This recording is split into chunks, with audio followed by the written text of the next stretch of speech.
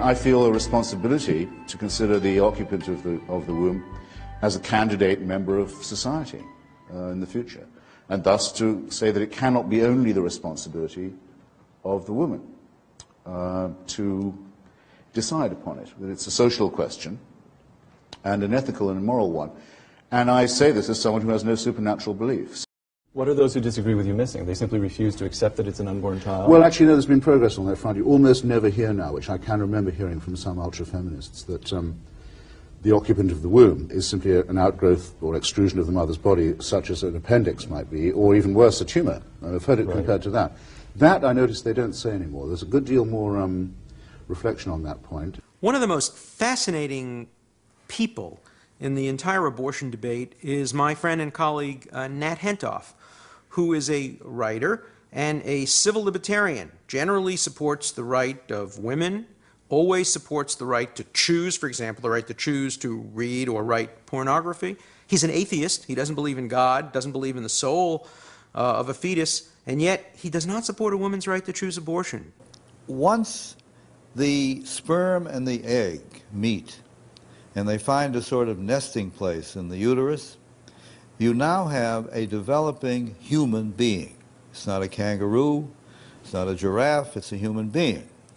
And that development in the womb until the person comes out is a continuing process. Therefore, if you kill it at any stage, first 3 weeks, first 3 months, you're killing a developing human being. There are conflicting values.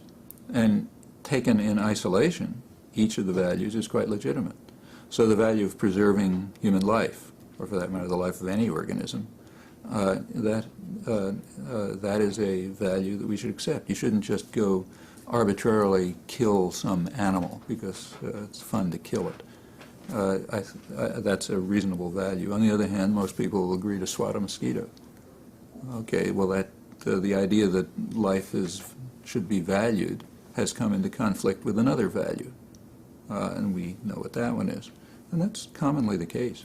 The values that we hold are not absolute. They are always contingent. They conflict. And life is made up of decisions in complicated situations in cases of conflicting values. If you listen to just one in isolation, yeah, it may sound legitimate and maybe is, but you have to ask what it means under particular conditions.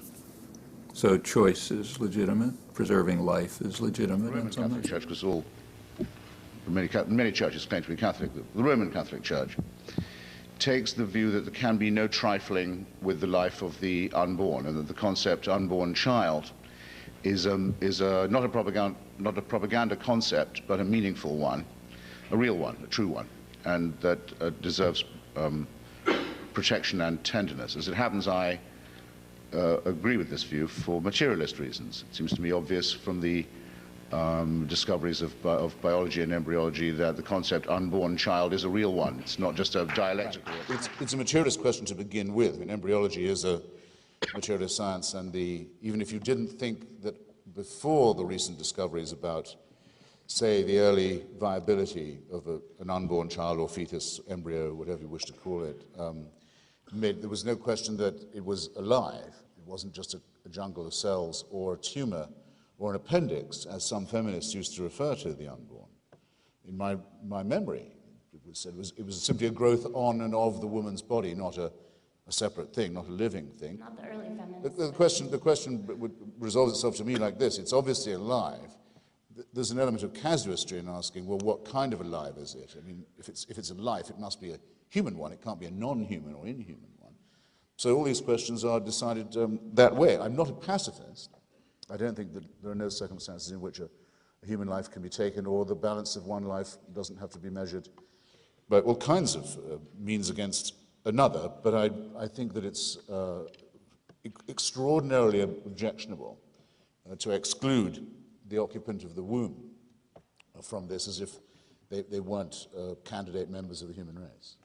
Atheist opposition to abortion Tell me a little more about that. I mean, I don't think I'm going to agree with it, but you feel that way, you think? Yeah, I think it is murder, though it might be second degree in many cases, but I realize it's a very difficult issue. And I sort of wanted to be a good card-carrying liberal, but I just couldn't. I thought, you know, if you go along this potential personhood, they're not actually persons because, well, then neither are infants, and I just couldn't come up with anything that wouldn't legitimate infanticide, too. Now, maybe some of us are going to go off to heaven.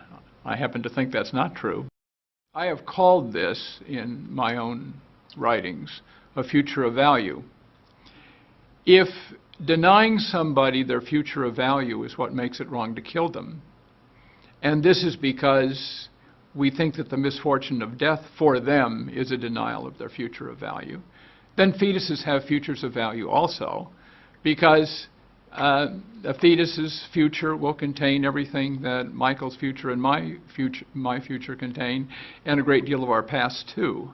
So fetuses have futures like ours, and since being denied one's future is what makes it wrong to kill us, then abortion is wrong.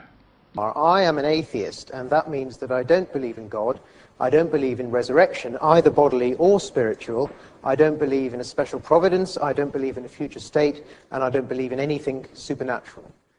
I also have concerns about certain moral beliefs of various atheists. So I myself take the view that abortion, for example, is highly questionable, and I'm concerned that society is going down a route going towards a position where we have more and more abortions. It's considered basically a right of the mother, without reference to the child, to abort the fetus. And we're not in that position yet, but I'm concerned that we will move towards that position. Social justice is valued by religious and non-religious people alike. According to the Pew Center for Religion and Public Life, nearly a quarter of people between the ages of 18 and 29 practice no religion. We are more pro-life and less religious than ever before. That is the dynamic. And it is up to you to capture the enthusiasm of non-religious pro-lifers on your campus, because I promise you they are out there. So then are you opposed to abortion? Christopher, Christopher, so does that mean that are you involved in the pro-life movement in that case? I believe that the concept unborn child is a real concept, yes. And I've had a lot of quarrels with some of my fellow materialists and secularists on this point. I think that if the concept child means anything, the concept unborn child can be said to mean something. And actually all the discoveries of embryology, which have been very considerable in the last generation or so, and of viability, appear to confirm that opinion, which is, I think it should be innate in everybody, is innate in the Hippocratic Oath, is instinct in anyone who's ever watched a sonogram, and so forth. So yes is my answer.